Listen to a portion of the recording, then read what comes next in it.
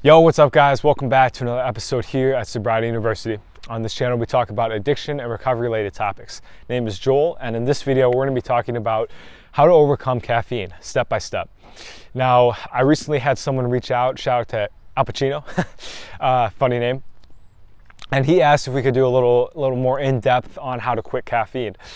This was definitely a tough addiction, and it wasn't as tough as like drugs or alcohol, so I'm thankful for that. However, it was a beast in itself, and it definitely took that discipline, it took that patience, and it took that hard work. And so today I'm going to talk about some of the steps that can be taken to overcome this addiction, and some of the steps I took. So before we start, like, subscribe, comment, really helps the channel grow. Also, if you are looking for more help in recovery, feel free to reach out.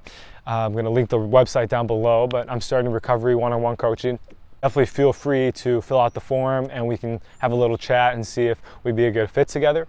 And would love to help you and to get through your struggles and be of service as best I can. I know what it was like at the beginning, and having support was super helpful in making sure that I was going to get to the next day, because again, it's one day at a time. Number one is going to be getting rid of the caffeine. And I know that might not be what you want to hear. It's like, can there be an easier way? Please. No. Unfortunately, drastic results require drastic action. And so the first thing I had to do was just get it out of the house, get it out of my life. Don't have it just hanging around. Kombucha was a big one for me. I didn't drink much coffee. I never really liked it, but I would drink a lot of energy drinks, soda, like Monster, all that stuff. And then I had to get rid of that. And then after I did, I started getting into the healthier forms, which were kombucha, which is a fermented tea. It's pretty common nowadays, and that had caffeine in it. And what was funny was that because I had quit all the harder caffeine substances, I really felt the kombucha, and there wasn't much. It was like a cup of decaf, I think. Yeah, a cup of decaf basically per bottle of kombucha. And I would get up, I would golf with it, and I would like, say I'm talking about like it's a drug, because it is. And I'd get up there and I would just be slamming it because I'd just be so full of energy. And again, I had to say goodbye to the kombucha, so no more having it, no more drinking out of the glass bottles. Really had to say goodbye. So the second step after I did that was to kind of start monitoring my progress, kind of being like, okay, how do I feel? Because of course, it's unrealistic to assume that as soon as I quit for the first time, like I throw it all away, I'm never going to want to use again. All the cravings are going to be gone. There's going to be a relapse at times, and I do think relapse is an important part of the process. It's definitely not like, yay, I'm relapsing. However, each relapse comes with a whole set of lessons. I have a video, I'll link that down below, on relapse. And in a sense, each relapse when I was quitting caffeine, I was like, okay, what? And I would journal about it. So journaling is a huge step. And I would journal, what did I feel before I relapsed? What was my state? Did something happen that made me feel insecure, that I was feeling uneasy about? Was I nervous about something? Was I feeling a lot of anxiety?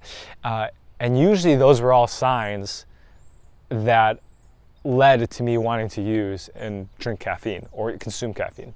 Was I feeling depressed? That was also one too. If I was feeling like bored or whatever, I'd be like, oh, well, I gotta get juiced somehow.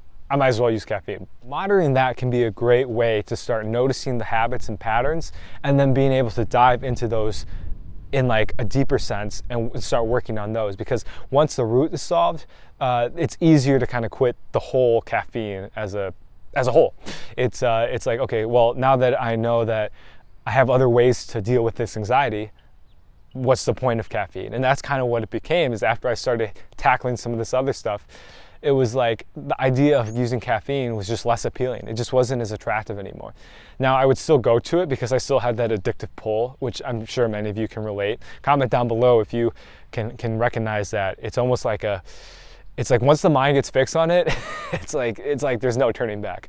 It's the craziest freaking thing, and I think that's what's so fascinating about addiction and so powerful about it too. So after kind of analyzing what's going on, like how do I behave, taking some inventory, it was time to kind of start setting a game plan of how I'm going to quit, how I'm going to start getting these weekly milestones, eventually monthly milestones, etc. And I had to start small. So I didn't just say, okay, I'm gonna go a year without, because that never works. As some of you may know, that trying to give it up for life is like basically a life sentence, right? Pretty much. And so, you know, I was like, you know what?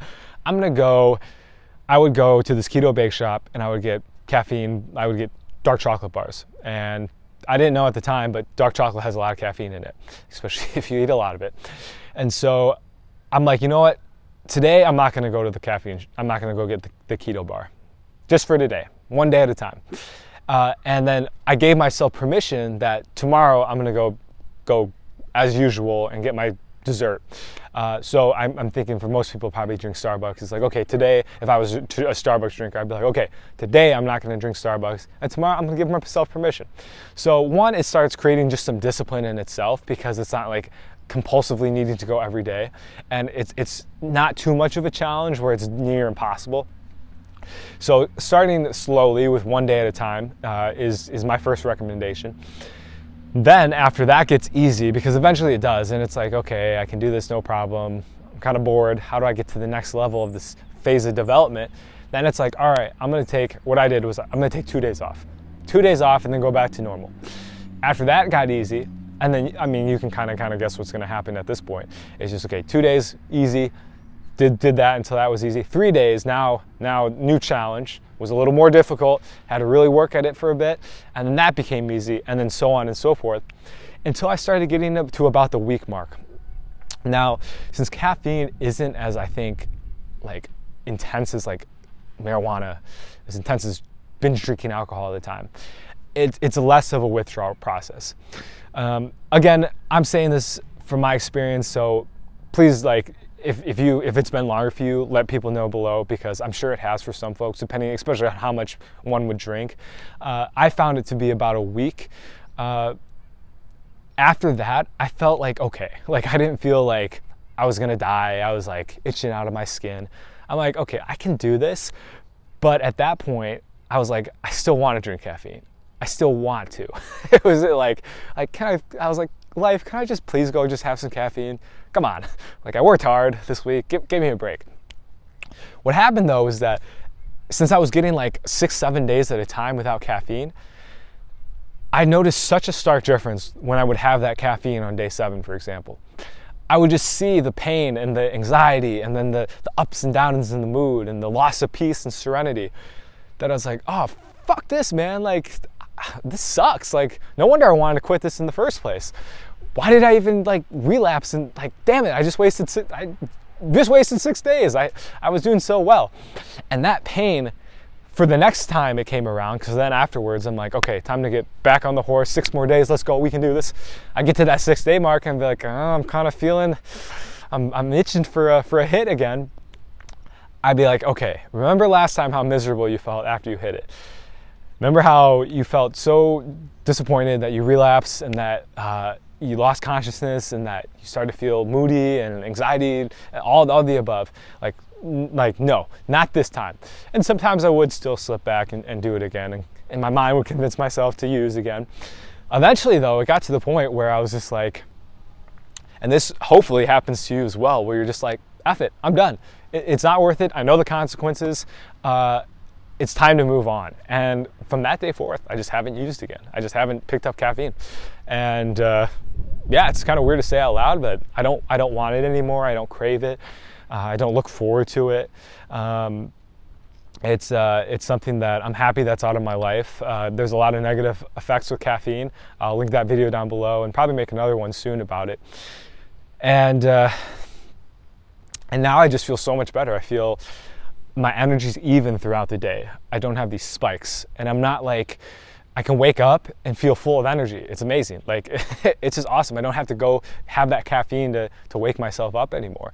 And that's been huge. And also I sleep better too, because I ate a lot of caffeine in the evening because I was eating dark chocolate and didn't know that it had caffeine in it. So obviously I'd be up till like 3 in the morning being like, what the heck? Like, why am I so full of energy? Well, because I just ate a tray of keto brownies. with tons of cocoa powder, that's why. And so now I sleep like a baby, I'm out like a rock, and I wake up and I feel refreshed. So Al Capone, thank you so much for the recommendation on this video. Please comment down below your experience as well. We'd love to hear about it. That invitation goes out to all people watching as well. And look forward to talking to the next one. Peace.